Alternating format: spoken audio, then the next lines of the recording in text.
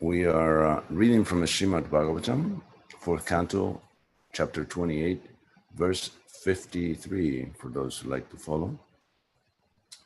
Om Namo Bhagavate Vasudevaya. Om Namo Bhagavate Vasudevaya. Om Namo Bhagavate Vasudevaya. Narayanam Namaskritya Naram Chaiva Narottanam Devim Saraswatim Vyasam Tato Jayam Udirayet Nasta Prayesha Bhadreshu Nityam Bhagavata Sevaya Bhagavati Utama Shloke Bhakti Rubhavati Naistiki. So the verse goes, Api Smarasi Chetmanam Abhigyata Sakham Sakhe Hitvamam Padamam Vichan Bauma Boga Ratogata. Synonyms. Api Smarasi, do you remember? Cha, also. Atmanam, the super soul. Avigyata, unknown. Sakam, friend. Sakhe, oh friend. Hitva, giving up. Mam, me. Padam, position. Anvichan, desiring. Pauma, material. Bhoga, enjoyment. Rata, attached to. Gata, to you become. Translation and purport by His Divine Grace, Srila Prabhupada. The Brahman continue. My dear friend, even though you cannot immediately recognize me, can't you remember that in the past you had a very intimate friend? Unfortunately, you gave up my company and accepted a position as enjoyer of this material world. Purport, as stated in Bhagavad Gita 7:27, Icha Dvesha Samutena Vandva Mohena Bharata Sarva Bhutani Samuham Sargi Yanti Parantapa. O scion of Bharata, Arjuna, O conqueror of the foe, all living entities are born into delusion, overcome by the dualities of desire and hate. This is an explanation of how the living entity falls down into this material world. In the spiritual world, there is no duality, nor is there hate. The Supreme Personality of Godhead expands himself into many. In order to enjoy bliss more and more, the Supreme Lord expands himself in different categories.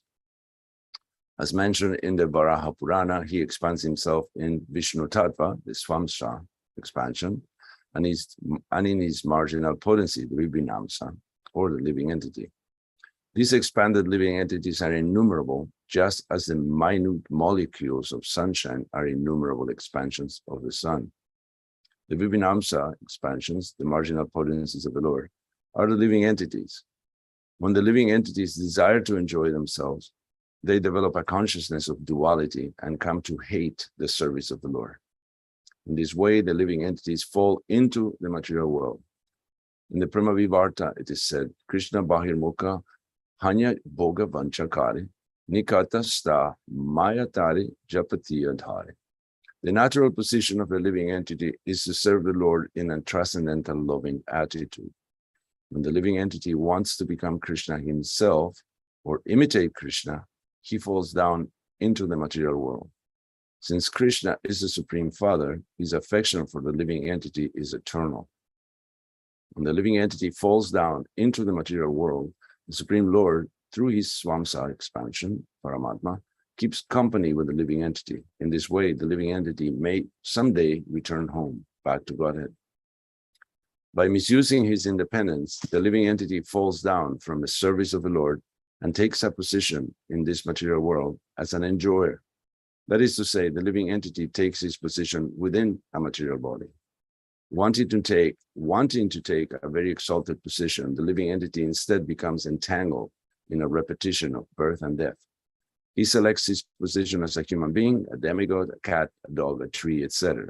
In this way, the living entity selects a body out of the 8,400,000 forms and tries to satisfy himself by a variety of material enjoyment.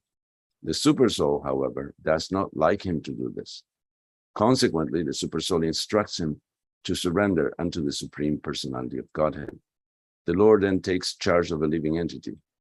But unless the living entity is uncontaminated by material desires, he cannot surrender to the Supreme Lord In Bhagavad Gita 5:29, the Lord says, Bhoktaram yagya tapasam sarvaloka maheshwaram suridam sarvabhutanam gyatva mam shantim richati. The sages, knowing me as the ultimate purpose of all sacrifices and austerities, the Supreme Lord of all planets and demigods, and the benefactor and well-wisher of all living entities, attain peace from the pangs of material miseries. The Supreme Lord is the supreme friend of everyone. However, no one can take advantage of the Supreme Friend's instructions while making his own plans to become happy and entangling himself in the modes of material nature. When there is creation, the living entities take on different forms according to past desires. This means that all the species or forms of life are simultaneously created. Darwin's theory stating that no human being existed from the beginning, but that humans evolved after many, many years is simply a nonsensical theory. From Vedic literature, we find that the first creature within the universe is Lord Brahma. Being the most intelligent personality, Lord Brahma could take charge of creating all the variety found within this material world. And we can read the verse again. The Brahman continued, "My dear friend, even though you cannot immediately recognize me, can't you remember that in the past you had a very intimate friend? Unfortunately, you gave up my company and accepted a position as enjoyer of this material world." Om Agyanati Mirandasya Gyananjana Chalakaya Chaksurumilitam Jena Tasmai Shri Gurave Namaha Mukam Karoti Vachalam Pangum Nangayate Girim Yatkipatamahamam Vande Shri Gurun Dinataranam Paramananda Maravam Shri Chaitanya Vishwaram Vanchakalpataruyasya Kripa Sindhu Vyevacha Patitanam Pavanevyu Vaishnavivyu Namo Namaha. So here we have yet another instance of the there are many elucidations to be deduced from this purport. As Prabhupada didn't spare any words, didn't mince any words, he wanted to correct the misunderstanding of the world, which is quite a task. So in the beginning, Prabhupada said that all living entities are born into delusion, overcome by the dualities of desire and hate. This is an explanation of how the living entity falls down into the material world. So if you were one of those who thinks that we were never with Krishna, this is, that is wrong. This is an explanation. We actually desire to enjoy separately from the Lord, and we meet with duality. We are in the material world. In the spiritual world, there is no duality, nor there is hate. It's very difficult to live in a pure environment. You're not allowed to be there. Just like, for example, if you go to during a surgery, you cannot interrupt. Come in your blue jean and boots. You need special equipment to be there because you are impure, and you may contaminate the air and kill the patient. So the material world is such a place where you can wear your boots and jeans and everything else. Now, there is another point. I mean, there are many points in the purport which I would love to explain if I can. In order to enjoy bliss more and more, the Supreme Lord expands himself in different categories. Now, of course, the Swamsa and Vibhinamsa, and the Vibhinamsa being the jivas, the living entities. Now, my question, and it's been a question that's been puzzling me for many years, which I actually found an answer eventually, is why would the Lord choose to expand as Vibhinamsas, since the living entities, the jivas, are fallible. They are marginal. They have a tendency to be in illusion. What's the kick that Krishna will get out of people like us? And why not just do Shakti Tattva and Vishnu Tattva only? Why expand as living entities? Now, this question was solved by Jiva Goswami, I found out in the Priti Sandarbha. He says that the Krishna is like the flutist. And as he is blowing, this makes a particular noise, just the sound of someone blowing into a flute. But the holes, as the fingers open up different holes, make a beautiful sound. So the living entities are the holes of the Lord's flute. And we actually serve this function that Krishna enjoys interactions with all different types of living entities. And we have the capacity to produce a sound that attracts the Lord. So this is a very brilliant analogy by Srila Jiva Goswami. Then Prabhupada goes on to say, these expanded living entities are innumerable, just as the minute molecules of sunshine are innumerable expansions of the sun. There's a brilliant explanation. I don't know if it's by Srila Prabhupada or he took it out of one of the commentators, like Sridhar Swami or Vishwanatha Chakravarti Thakur, but it's brilliant that molecules, just you can't count the molecules of sunshine, just as you can't count how many jivas there are. The Vibhinamsa expansions, the marginal potencies of the Lord, are the living entities. When the living entities desire to enjoy themselves, they develop a consciousness of duality and come to hate the service of the Lord. In this way, the living entities fall into the material world. So here is the dichotomy that is created, that we want to be served instead of serving, which doesn't work. Prabhupada gives the example of the hand feeding the stomach through the mouth. It wouldn't work any other way. The nourishment doesn't get to the hand unless it goes through the mouth and the stomach. So unfortunately, for all of those who are stubborn and thought there was another solution than serving Krishna, there is no room for losers in Vaikuntha. So we have to give up this mentality right away. In the Prema Vivarta, I'm continuing with the purport. In the Prema Vivarta, it is said, by the way, this is a must read. The Prema Vivarta is a great book. I read the Prema Vivarta as I was reading an early manuscript many years ago, together with the Narottam Vilas and Prema Vilas and Bhakti Ratnakar. I read the Prema Vivarta, nice book. Krishna Bahir Mukha Hanya Boka Panchakare Nikata Stamaya Tare Japatiya Dhare. The natural position of the living entity is to serve the Lord in a transcendental loving attitude. When the living entity wants to become Krishna himself or imitate Krishna, he falls down into the material world. Prabhupada says in a lecture in Montreal in 1968, and I'm going to read this verbatim. Service means that you obey the order of the master. It doesn't matter what it is. There is very nice example in Lord Chaitanya's life that he had his personal servitor, Govinda.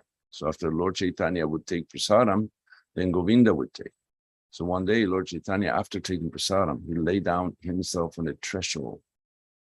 What is called? Threshold, door, doorway. So Govinda crossed them. Govinda used to massage his legs after Lord Chaitanya took lunch when he was taking rest. So Govinda crossed over Lord Chaitanya and massaged his legs. And Lord Chaitanya was sleeping, and say after half an hour, when he got up, he saw Govinda.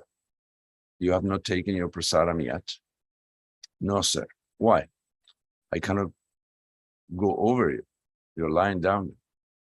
Then how did you come in here? He said, I went over it. How you first of all came across? Why not again crossing? I came to serve you, and now I cannot cross you just to take prasadam. It's not part of my service. I came to serve you. That's not my duty. That is for myself. And what I did, it was for you. So for Krishna's pleasure, you can become his enemy, you can become his friend, you can become anything. That is Bhakti Yoga, because your aim is how to please Krishna. As soon as the point comes to please your senses, then you come to the material world immediately. Krishna Bahir Mukha Hanya Boga Vanchakare Nikata Sta Maya Tare Japatiyadare. This is again a quote from a Prema Vivart. As soon as we forget Krishna and we want to do things for our sense gratification, that is Maya. And as soon as we give up this process of sense gratification and do everything for Krishna, that is liberation. So that is, again, from a lecture in Montreal in 1968 by Srila Prabhupada. Going back to the purport. Since Krishna is the Supreme Father, his affection for the living entity is eternal. When the living entity falls down into the material world, the Supreme Lord, through his Swamsa expansion, Paramatma, keeps company with the living entity. In this way, the living entity may someday return home, back to Godhead. So this is Sridham Sarvabhutanam. Lord Krishna is a true friend of everyone, a real friend of a living entity that will never abandon us. Who can claim to be like him? We have no friends like that. Srimati Urmila was speaking about this yesterday. For example, let's say a horrible thing may happen to someone that gets into a car accident. Krishna forbid. We already had enough devotees into car accidents. And you have to be in a cast for 6 months to a year, be in the hospital, traction and so on. You can't just leave the hospital. In the beginning, everybody will send you balloons and flowers and cards and visit you and cheer you up.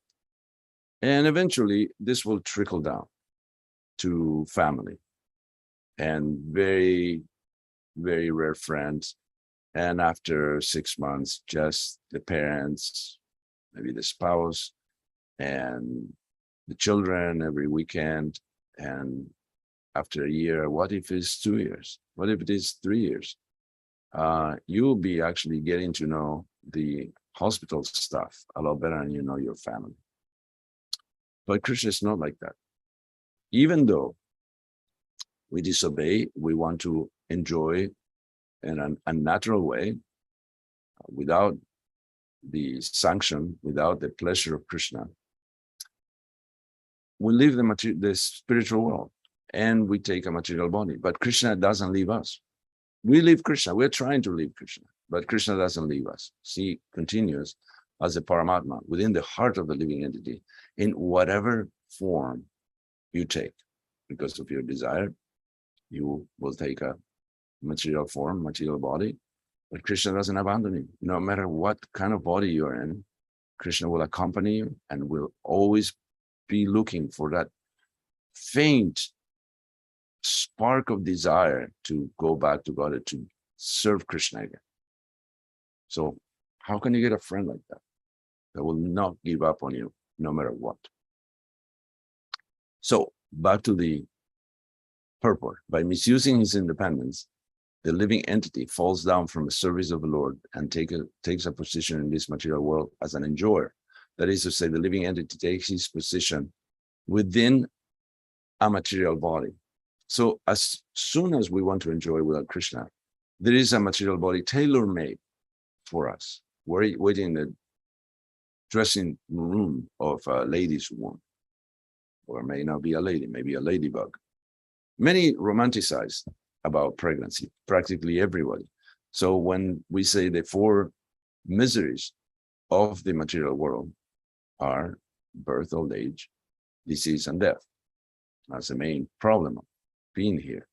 And people say, yeah, I get disease, old age, and death, but what about birth? Birth is a wonderful thing. Well, not really. Not really. It's like being put in the trunk of a little Italian car for 10 months. It's awful. It's awful. It's not that the baby's kicking. Obviously, the baby's kicking because once you get out, it's miserable and is being bitten by other living entities and accost them in the womb, and is being affected by everything that the mother does or eats or drinks. So there is very little romanticism attached to pregnancy and birth in our sampradaya, at least.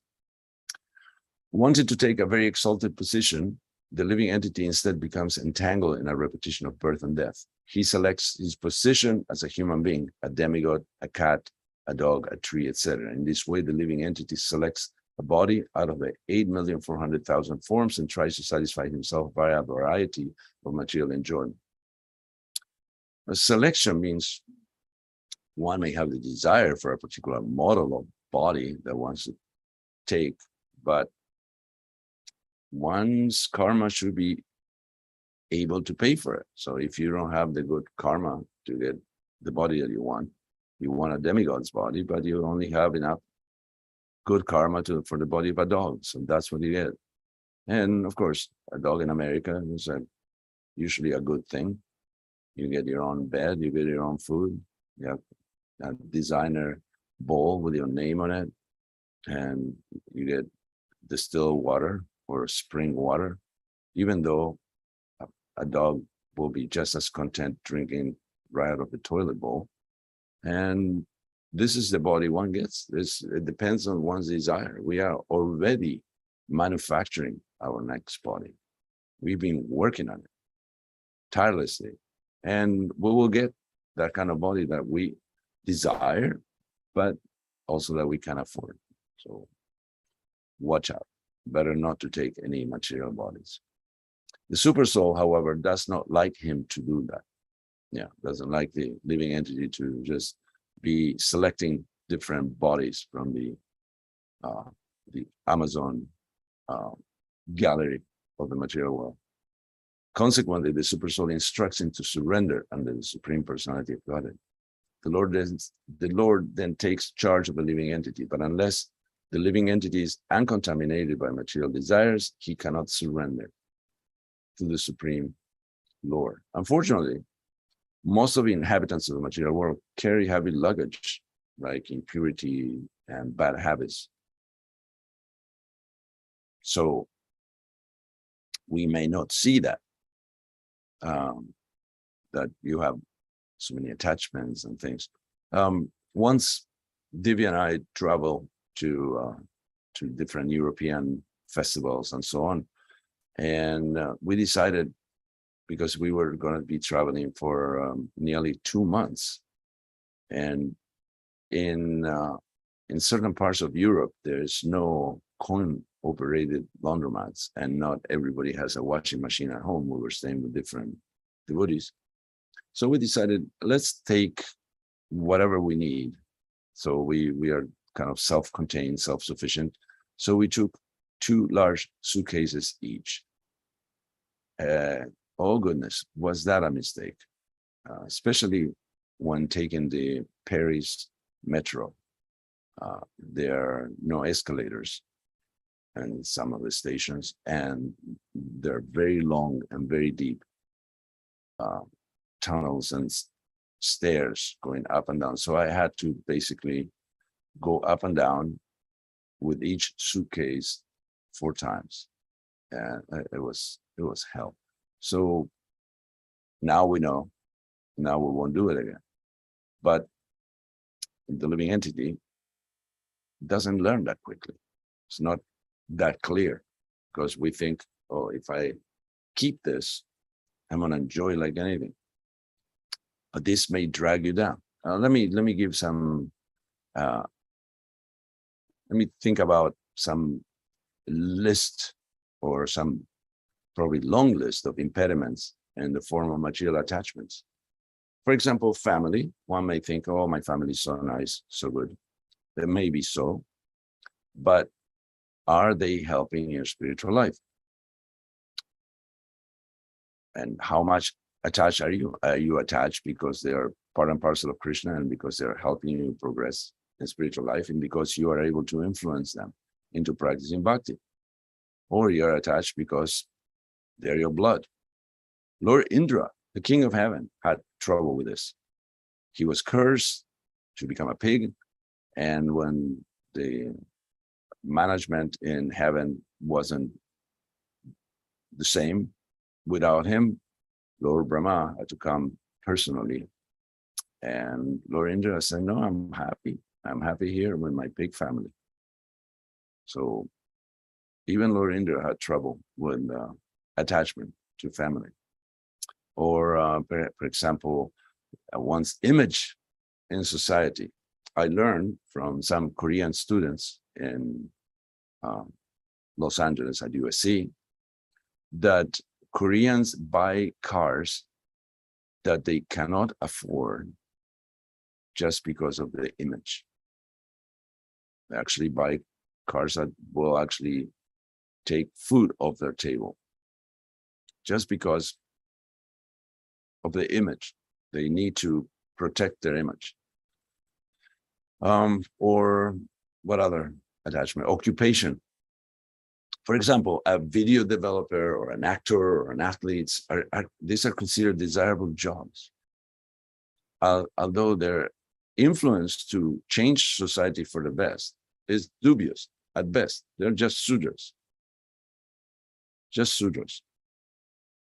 And this was the issue with Kali in the first canto of the Bhagavatam, that although he was dressed as a king, he was a Sudra. So the results weren't the same. Just like when one cultivates ignorance, the result won't be the same as cultivating knowledge. So what society considers decent and commendable and desirable, this is actually just some Sudra occupation that because of some karma that will eventually end, they get fame or they get money or they get prestige. But these are all flickering. These are all chanchala, kama nego. Or location could be an attachment. People may pay many times the price of real estate just to live in Beverly Hills or Bel Air. So their pride becomes unscathed. They're protected by their own false prestige. Or prestige, speaking of that, like Ramaharsana. Ramaharsana, when Balaram came to the assembly of sages, everybody recognized this is the Supreme Personality of Godhead servitor. And of course, he deserves all the attention and all the deference that we can allow. But Ramaharsana was sitting on the Vyasa-san and became very proud. So there's several weapons to use against pride. One is to ignore the person, and one is to deflate the person. So actually, Balaram chose to do both. He ignored the fact that he was sitting on the Vyasa-san and just took a blade of grass and deflated the pride by killing him. Other attachment, wealth. Money cannot buy happiness. I'm not sure if there's a study done in this regard, but I'm confident that suicide is much more frequent within wealthy circles than less affluent ones, or even homeless. Again, I can't quote any statistics, but happiness and money don't equate. Just like, for example, people who are poor or they are not as affluent, they think that money will bring them happiness. But people who have money, they know that that is not true. So there is hope in those who are poor, but the hope is all gone in people who have wealth, if they're honest with themselves. And a reputation, that's another heavy burden to carry. Even Yudhishthira, not to speak of anybody else, Yudhishthira, he was asked to lie. He was asked to say that Ashwatthama was dead. He was the son of Dronacharya, and that was the only way to defeat Dronacharya. But he refused to lie. He chose reputation over righteousness.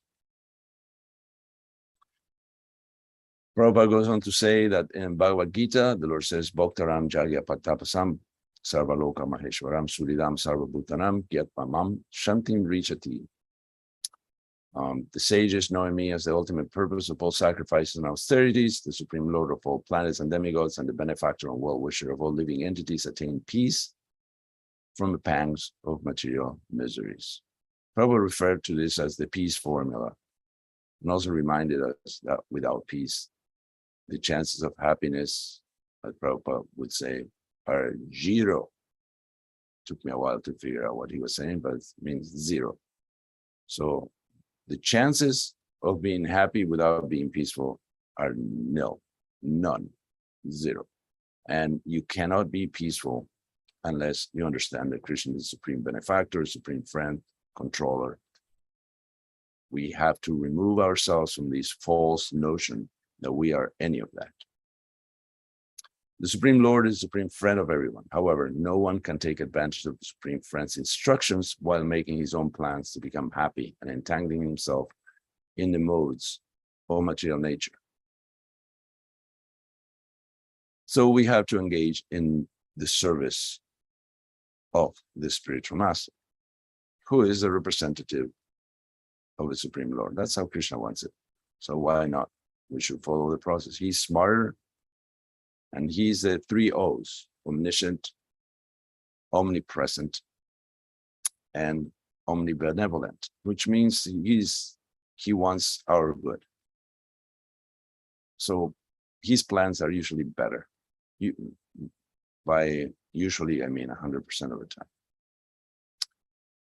So when in a previous purport to this very chapter, Prabhupada speaks about the seriousness of the disciple in following the spiritual master, the instruction of the spiritual master. I'll read the text. When one becomes serious to follow the mission of the spiritual master, his resolution is tantamount to seeing the Supreme Personality of Godhead. This means meeting the Supreme Personality of Godhead in the instruction of the spiritual master. In conclusion, if a disciple is very serious to execute the mission of the spiritual master, he immediately associates with the Supreme Personality of Godhead by Vani or Vapu. This is the only secret of success in seeing the Supreme Personality of Godhead. Instead of being eager to see the Lord in some bush of Vrindavan, while at the same time engaging in sense gratification, if one instead sticks to the principle of following the words of the spiritual master, he will see the Supreme Lord without difficulty. That's what Prabhupada said, that he never felt separated from his spiritual master because he followed the instruction of his spiritual master. And when he was asked if he could see God, and he said yes, and one of the devotees tried to correct that and say, you see, it's God everywhere. Prabhupada said, no, I'm seeing Krishna personally. When there is creation, the purport ends this way. When there is creation, the living entities take on different forms according to past desires. This means that all the species or forms of life are simultaneously created. Darwin's theory stating that no human being existed from the beginning, but that humans evolved up to many, many years is simply a nonsensical theory. From the Vedic literature, we find that the first creature within the universe is Lord Brahma. Being the most intelligent personality, Lord Brahma could take charge of creating all the variety found within this material world. I partially believe in evolution in the sense that Darwin's ancestors may have actually been monkeys, but besides that, I don't think so. Lord Brahma's body is made of intelligence, so he can easily, or maybe not so easily, figure out how to make things work. Just like an aquatic creature can swim and procure food from their very birth. So Lord Brahma has this capacity. We need our second birth, our spiritual birth, to begin figuring things out. So we need to take advantage of the association of those who are more advanced than us. This is not hard to understand. And if you don't know who those devotees are, Just think that if we were really advanced, we will see everyone as more advanced than we are. The transcendentally situated see the world and its inhabitants as a gigantic revolving diorama of changing bodies. Everybody's just rushing towards death where they will take another body. If we have doubts about how to commence this journey, we could just start by eradicating envy from our hearts. Prabhupada defined envy as different from jealousy, as it includes malice, because you may want something that someone else possesses, but when there is malice, when there is envy, you want that, but you don't want that person to have it also. So even a small endeavor will act as an all-wheel vehicle in snow and eventually get us out of trouble, even a small endeavor. So we should definitely try if we could. What else are we going to do? We need to remember, just like the text says, the verse says, that don't you remember me? I'm your true friend. I'm your eternal friend. So we need to remember our true friend. He's been with us since time immemorial. Actually, since the moment where we tried to forget him, he's been with us as the Paramatma. Well, on this topic about forgetting, since we try to forget Krishna, a young man from Ohio that started reading the Gita a little while ago had a question when reading the verse that refers to knowledge, remembrance of forgetfulness.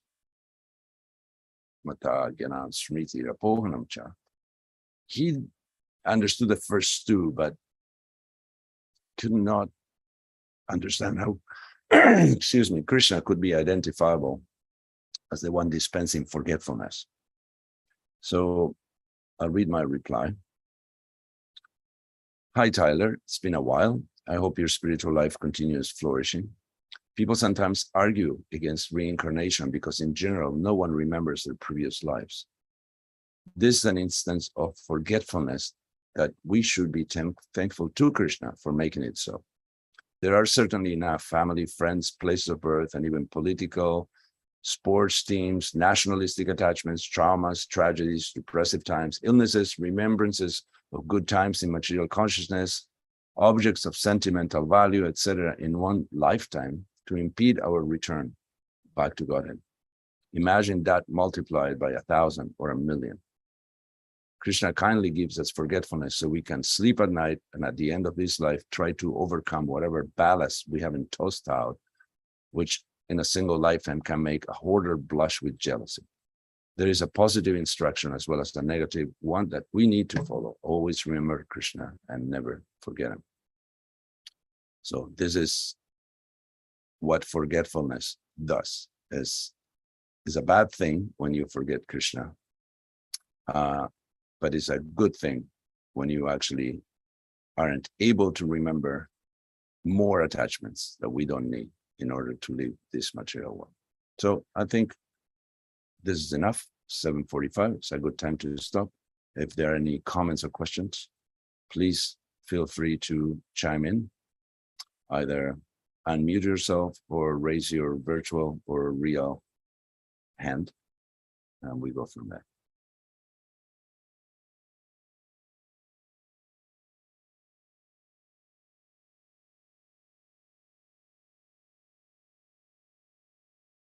All right. I don't see anything.